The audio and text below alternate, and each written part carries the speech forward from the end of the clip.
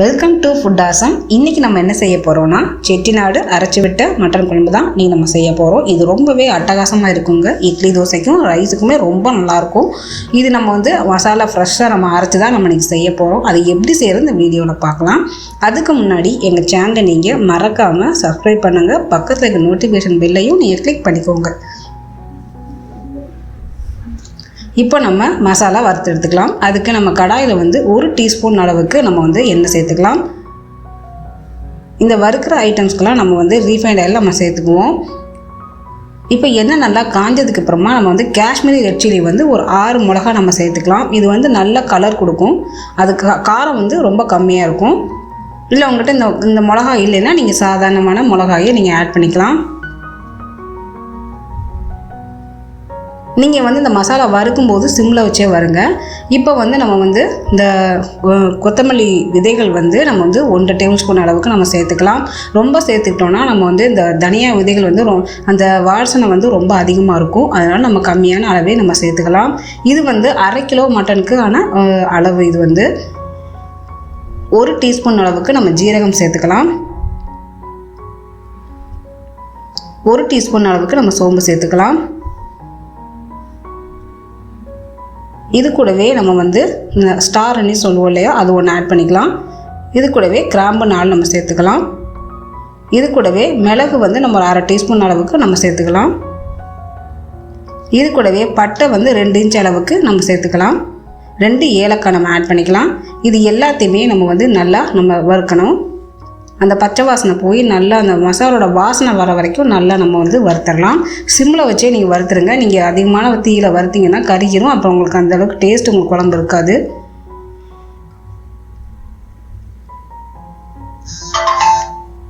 இப்போது நம்ம இப்போ எல்லாம் நமக்கு ஓரளவு நமக்கு வறுத்தாச்சு. இந்த டைம் நம்ம ஒரு 10 சின்ன வெங்காயத்தை நம்ம ஆட் பண்ணிக்கலாம். இந்த மாதிரி நம்ம சின்ன வெங்காயத்தை வதக்கி நம்ம அரைச்சி ஊற்றும்போது குழம்பு நல்ல டேஸ்ட்டாக இருக்குங்க. அதே டைம் நம்ம ஹோட்டலில் சாப்பிட்ற அந்த சுவையுமே நமக்கு கிடைக்கும்.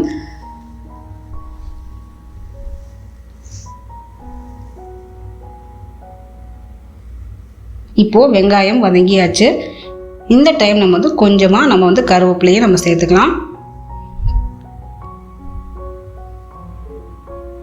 இந்த மாதிரி நம்ம கருவேப்பிலை சேர்க்கும்போது நம்ம குழம்புல தனியாக எடுத்து வைப்பாங்க. இதோடு நம்ம அரைச்சி நம்ம போடும்போது அது நல்ல ஒரு வாசனை கொடுக்கும் உங்களுக்கு. இது கூடவே நம்ம 1/4 கப்பு அளவுக்கான துருவன தேங்காயை நம்ம ஆட் பண்ணிக்கலாம். அதையும் நல்லா நம்ம வறுத்தரலாம். இந்த மாதிரி நம்ம ஃப்ரெஷ்ஷான நம்ம பொருட்களை நம்ம வறுத்து நம்ம அரைச்சி நம்ம குழம்பு செய்யும்போது நல்லா இருக்குங்க. இது முத நாளை விட மறுநாள் ரொம்பவே அட்டகாசமாக இருக்கும். இப்போ நல்லாவே நம்ம வறுத்தாச்சு. இந்த மாதிரி நம்ம வறுத்து எடுத்துக்கலாம்.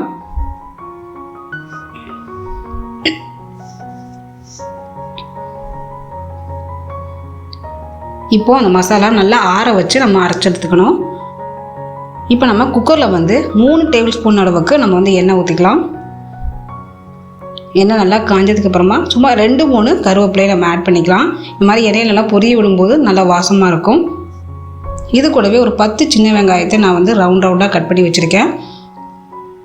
அதையும் நம்ம சேர்த்துக்கலாம். நல்லா அந்த எண்ணெயில் நல்லா வதக்கிடுங்க. இந்த மாதிரி நான்வெஜ் செய்யும்போது நம்ம சின்ன வெங்காயம் அதிகமாக சேர்த்துக்கிட்டோன்னா குழம்பு நல்லா டேஸ்ட்டாக இருக்கும்.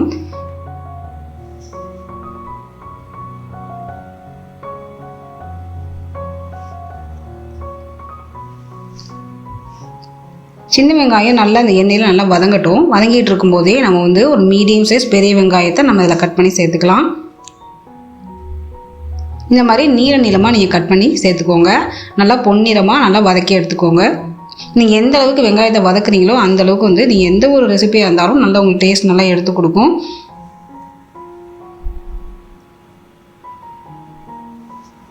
வெங்காயம் நல்லா வதங்கியாச்சு. இப்போ நம்ம இஞ்சி பூண்டு பேஸ்ட்டு ஒரு 2 டீஸ்பூன் அளவுக்கு நம்ம சேர்த்துக்கலாம்.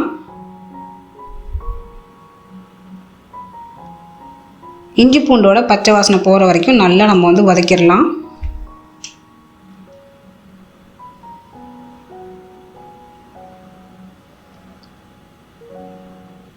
இப்போது பச்சை வாசனை போயாச்சு.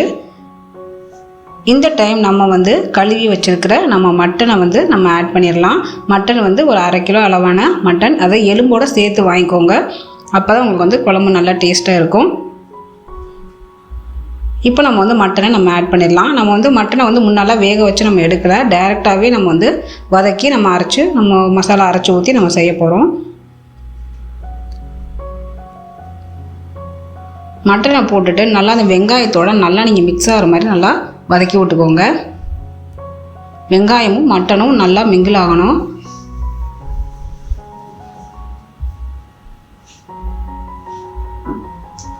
இப்படி வதக்கும்போது உங்களுக்கு வந்து அந்த வெங்காயத்தில் உள்ள அந்த டேஸ்ட்டு வந்து அந்த ஃப்ளேவர் வந்து நல்லா உங்களுக்கு மட்டனில் வந்து நல்லா உங்களுக்கு வதங்கும். இது கூடவே நம்ம குழம்புக்கு தேவையான உப்பு நம்ம ஆட் பண்ணிக்கலாம். உப்பு சேர்த்துட்டு நல்லா நம்ம வதக்கிடலாம்.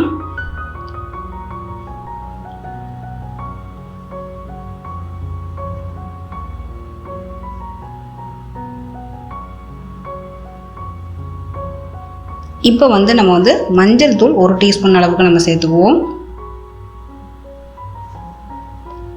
மஞ்சள் தூள் சேர்த்துட்டு நல்லா வதக்கிக்கலாம்.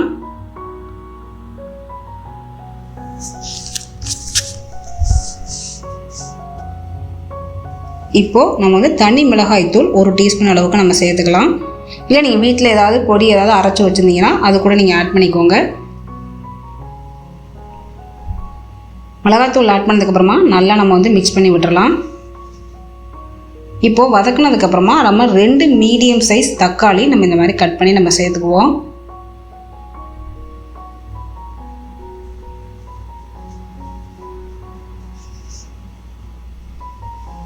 இப்போது அது வதங்கிட்டு இருக்கட்டும். நம்ம வந்து வறுத்து வச்சுருக்கோம் இல்லையா மசாலா, அதெல்லாம் நம்ம வந்து இப்போ மிக்சியில் ஆட் பண்ணிவிட்டு அது நல்லா நம்ம நைஸாக நம்ம பேஸ்ட்டாக நம்ம அரைச்சி எடுத்துக்குவோம். நல்லா ஆற விட்டு நல்லா நல்லா சுத்தமாக ஆறிடணுங்க, கொஞ்சம் கூட சூடு இருக்கக்கூடாது. இந்த மாதிரி நம்ம வந்து கெட்டியாக நம்ம பேஸ்ட்டை அரைச்சி எடுத்துக்கலாம்.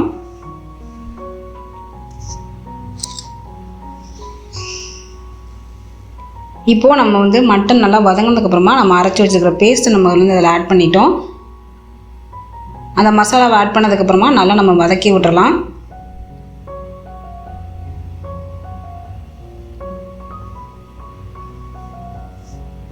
இது ஆல்ரெடி நம்ம வதக்கி எல்லாமே நம்ம அரைச்சது தான், அதனால் ரொம்ப நேரம் நம்ம வந்து வதக்கணும்னு அவசியம் இல்லை.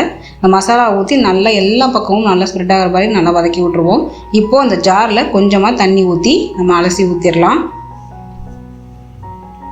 உங்களுக்கு எந்த அளவுக்கு குழம்பு கன்சிஸ்டன்சி வேணுமோ அந்த அளவுக்கு நீங்கள் தண்ணி ஆட் பண்ணிக்கோங்க. இன்றைக்கி நான் கொஞ்சம் தண்ணியாகவே தான் நான் செஞ்சுக்கிறேன். நீங்கள் உங்களுக்கு கெட்டியாக வேணும்னா கொஞ்சம் தண்ணியோட அளவை வந்து நீங்கள் கம்மி பண்ணிக்கோங்க.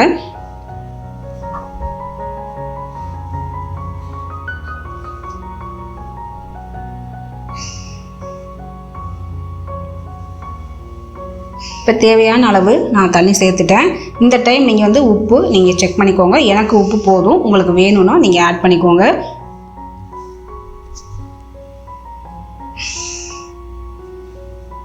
இப்போ தேவையான அளவு நம்ம தண்ணி சேர்த்தாச்சு. இப்போ நம்ம குக்கரை நம்ம க்ளோஸ் பண்ணிடலாம். க்ளோஸ் பண்ணி நம்ம மீடியம் ஃப்ளேமில் ஒரு 10 விசில் நம்ம வச்சு எடுக்கலாம்.